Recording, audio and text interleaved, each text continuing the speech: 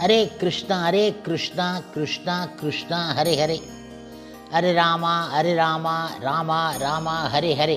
குட்டி கதைகள் 144.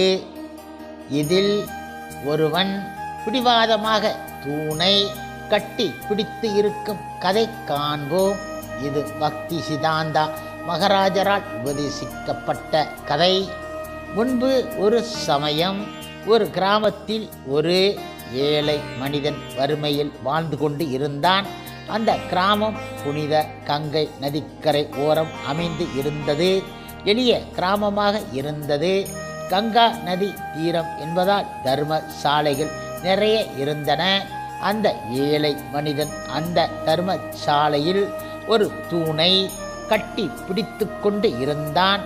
பசியோ வயிற்றை கிள்ளியது.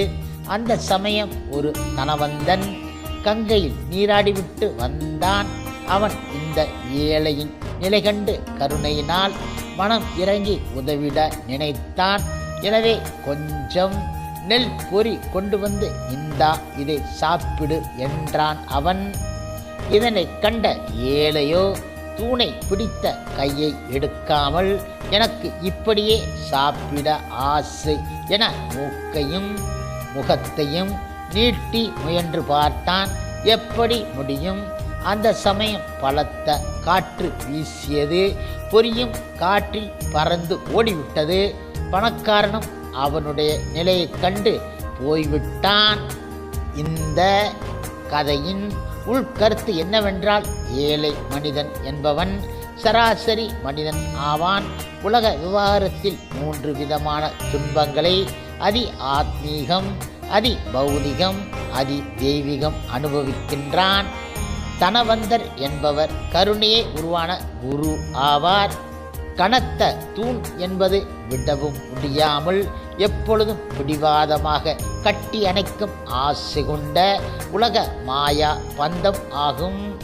நெல் பொறி என்பது ஆசையற்ற வாழ்வு. திடீர் காற்று என்பது மரணம்.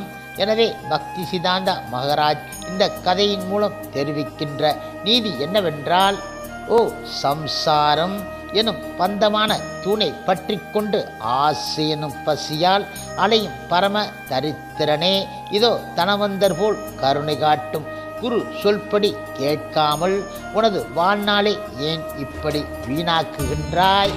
மரணம் என்ற கொடிய சூறாவளி வரும்போது பற்றற்ற நிலை வருவது என்பது காற்றில் பொறி பறப்பது போல் பறந்துவிடும்.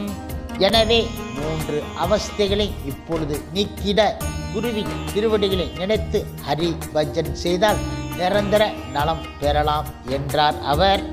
ஹரே கிருஷ்ணா கிருஷ்ணா கிருஷ்ணா ஹரே ஹரே, ஹரே ராமா ராமா ராமா ஹரே ஹரே. சில பிரபுபாதரின் சேவையில் இஸ்கான் பக்தர்கள்.